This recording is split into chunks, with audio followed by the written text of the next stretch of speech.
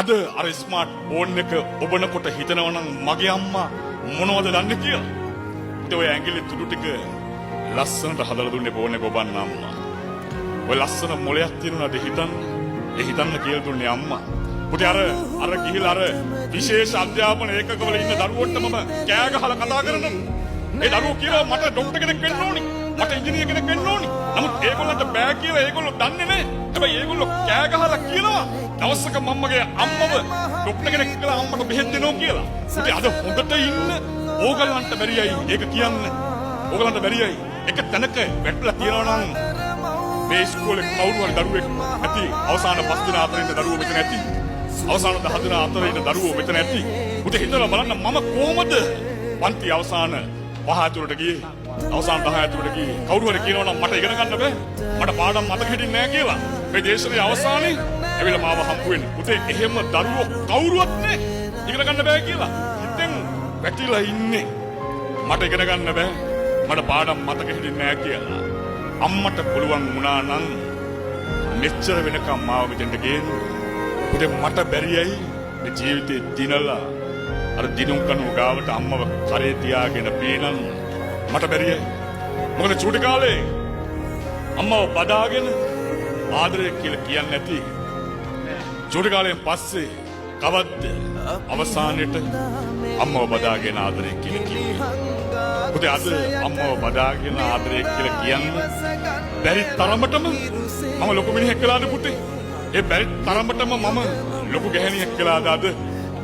පුතේ හිතන්න අර ගොකරැල්ල කුරුණාගල ගොකරැල්ල ඉස්කෝලේ ප්‍රධාන ශිෂ්‍ය නායිකාව කිව්වා යාගේ අම්මා ජීවිතුන් අතර නේ. නමුත් එයා එකම එක ඉල්ලීමක් මුළු ඉස්කෝලේ මිල්ලුවා. මගේ අම්මා නැති වෙන්න කලින් මට අම්මට කියන්න බැරි වුණා. අම්මේ මං ඔයාට ආදරේ කියලා. එයා මුළු ඉස්කෝලේ මිල්ලුවා. ඕගලන්ගේ අම්මා තාම ජීවිතුන් අතර ඉන්නවනම් අදම අම්මට කියන්න. මම අම්මේ ඔයාට ආදරේ කියලා. මොකද පුතේ හැමදාම ඒ වචන කියන්න අම්මා මේ ජීවිතුන් අතර ඉන්නේනේ. අර කැපකිරීම ඔක්කොම කරලා අම්මා ජීවිතේ දාලයයි එක දවසක. මොකද මම මේ ජීවිතේ දැකපු ලස්සනම ගැහණිය තමයි මගේ අම්මා. අද ටිකෙන් ටික අම්මගේ අර නියපොතු ඇතුලේ කළු පාට වෙන වැඩි අර දැලි බලන් හොදලා. අම්මගේ ඇස් දෙක යට කළු පාට වෙන ඇති. නිදි මරලා මං වෙනුවේ. අර මූණ රැලි වෙටන වැඩි. මම ටික ටික ලස්සන වෙනකොට මගේ අම්මා ටික ටික අද කැත වෙනවා.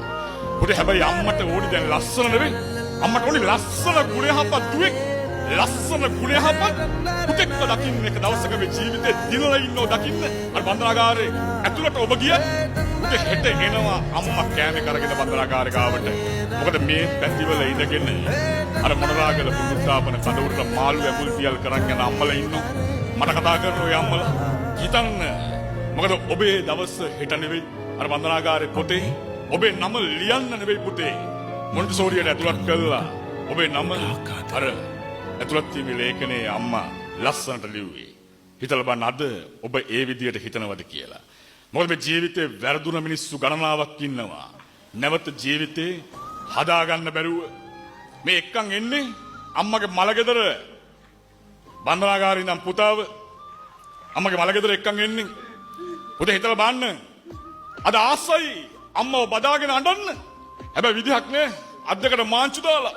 අද ආසයි අම්මගේ පෙට්ටියට කරගහන්න. හැබැයි විදිහක් නෑ. අද්දකට මාංචු දාලා. පුතේ මේ අම්මත් යන්නේ නැති අර කෑමේ කොටාගෙන අර බන්දනාගාරේ ඉස්සරහට. මේ අම්මත් ප්‍රාර්ථනා කරන්නේ නැති තව එක වතාවක් හරි මගේ පුතාට මගේ අතින් බත් කටක් කවන්න ලැබෙන්න කියලා. තව එක වතාවක හරි මගේ පුතාව මගේ උකුලේ නිදි කරව ගන්න ලැබෙන්න කියලා. පුතේ මේ අම්මත් ප්‍රාර්ථනා කරන්නේ නැති. පුතේ හිතලා බලන්න. මම ඉපදුන දවසේ සිනිඳු රෙදි කෑල්ල කොටාගෙන අම්මා මාව ගෙදර එක්කන් ආවේ මට පොඩ්ඩක් හරි හීරෙයි කියලා මගේ ඇඟ. පුතේ අම්මා මේ ජීවිතේ දාලා යන දවසේදීවත් අර සුදු පාට පාවඩයක් දාලා අම්මගේ පෙට්ටිය කරේ තියාගෙන යන්න පුළුවන් කොන්ද කෙලින් තියෙන දුවෙක් කියලා එදාටවත් ඉන්න ඕනි. කොන්ද කෙලින් තියෙන පුතෙක් වෙලා පුතේ එදාටවත් ඉන්න ඕනි. මොකද එදාටත් මං අර බන්දනාගාරය තුලේ හිර වුණොත් කොහොමද මං ඒ දවසවත් මගේ අම්මට මගේ අතින් ඒ ඉටු වෙන යුතුයකම ඉටු කරන්නේ? කොහොමද? අද අර යාළුවත් එක්ක රැට යන පාටියේදී පුතේ එක තප්පරයක් ඇති මගේ ජීවිතේ මේ බන්දනාගාරය ඇතුළට අරගෙන යන්න. අරන් යන්නේ නැති. පුතේ හිතලා බලන්න අවුරුදු 22ක් වෙනකම් මේ පුතාට කන්න දුන්නේ මේ අම්මා. අවුරුදු 22ක් වෙනකම් මේ පුතාගේ රෙදි ටික හේතුවේ මේ අම්මා. අද අවුරුදු 22ක් වෙනකම් කන්න දුන්නේ අම්මා වෙනුවෙන්. අද බන්ධනාගාරයෙන් ලැබෙන්නේ කොච්චර වෙලාද? පුතේ විනාඩි 15යි ලැබෙන්නේ අම්මා වෙනුවෙන් බන්ධනාගාරයෙන්. විනාඩි 15ක් ඇතිද අවුරුදු 22ක් බත් අම්බපු අම්මා වෙනුවෙන්. මොකද අද ඔබ ජීවිතේ මොන තැනද ඉන්නේ කියලා තනියම හිතන දවස කිව්වල මං කිව්වේ ඒකයි. නරක යාළුවෝ ඉන්නවනම් ඒ නරක යාළුවෝ ජීවිතෙන් අයින් කළා දාන්න. මොකද හෙට ඔබ බන්ධනාගාරය ඇතුළට ගියොත්, හෙට ඔබ පොලිසිය කූඩුව ඇතුළට ගියොත් ඔබ බලන්න පුතේ ඔබේ නරක යාළුවා ළඟ නැහැ. මොකද ආදරණීය දුවේ යාළුවෙක්ගේ තනි රකින්නවත් යන්න එපා. යාළුවගේ තනි රකින්නවත් යන්න එපා. මොකද අද පුනරුත්ථාපන කඳුරු වල දුවල නැතුව නෙවෙයි. පුතාලා වගේම දුවලත්තර පුනරුත්ථාපන කඳුරු ඇතුළේ ඉන්නවා. මොකද ඔබ හිතලා බලන්න ඔබ ජීවිතේ හරි පාරේද අඩිය තියලා තියෙන්නේ කියලා. නැත්නම් වැරදි පාරකද කියලා. මොකද ඔබ තාම පරක්කු නැහැ. මොකද මේ පුතාට මේ අම්මට උණු දේ ඔබේ අම්මට නොවෙන්න තමයි මේ වචන කතා කරන්නේ. මොකද අපරාධකාරයෝ 100 ගණනක් අත්අඩංගුවට ගත්තත් වැඩක් නැහැ. පුතේ ඒක දරුවෙක් බේර ගන්න බැරි නම් අද මේ ඔබට ගේන්නේ මේ දසත වලින් ඇයි මේ ගේන්නේ? ජීවිතේ හැරෙන්න අවස්ථාවක් මේ ලබා දෙන්නේ. අද පුළුවන් ජීවිතේ නරක වැඩක් කරා නම් එතනින් හැරිලා මේ ජීවිතේ හරි පාරේ යන්න. මොකද බලාපොරොත්තු ගණනාවක් ඔබේ අම්මගේ හදවතේ ඇති. ඔබ වෙනුවෙන් ඉතුරු වෙලා ඒ බලාපොරොත්තු ඉටු කරන්න ඉන්න එකම කෙනා තමයි ඔබ මේ ජීවිතේ. මොකද අද අපි කෑ ගහලා බනින වචන, අම්මට කියන බොරු, පුතේ එක දවසක් තියෙනවා මෙවි පේන දවසක් මේ ජීවිතේ. අම්මා මේ ජීවිතේ දාලා යන දවසේදී පුතේ මෙවි පේනවා අම්මට සැරෙන් කතා කරපු වචන. එදාට මෙවි පේනවා අම්මට කියපු බොරු, අම්මට හොරෙන් කරපු වැරදි වැඩ මෙවි පේනවා. අම්මා හරියට ඇඳුමක් අඳින්නේ නැතුව, හරියට සරප්පු දෙකක් දාන්න නැතුව දුන්නේ සල්ලි වලින් මම නරක වැඩක් කරා නම් පුතේ දෙදරුම් කාගෙන හෙනෝ කන් දෙකට එදාට. ඉතල බලන්න ඔබට යන්න තියෙන පාර ඔබ වලක්ව ගත්තා නම් අම්මගේ ඇස් වලට කඳුලක් දුන්නා නම් අම්මා යන දවසේදී කඳුළු වැටෙන එක නවත්ත ගන්න බැරි වෙයි. හැබැයි මේ වැටෙන කඳුළු අස්සෙන් පුතේ එක කඳුලක හරි මැවිලා පේන්න ඕනි. අම්මට මමත් මගේ යුතුයකම ඉටු කරා නේද කියන එක. එදාට මැවි පේන්න ඕනි. ඔබට එක කඳුලක හරි පුතේ ඉතල බලන්න අද ළඟ ඉන්න නරක යාළුවව එදාට පේන්නේ නැහැ. එදාට පේන්නේ නැහැ. මොකද චූටි කාලේ අම්මගේ අතින් අල්ලන් යනකොට රජෙක් වගේ මට දැනුනේ. අම්මයි මායි එකම තැන එදා හිටියේ. සල්ලි නැති වුණත්, කන්න නැති වුණත්.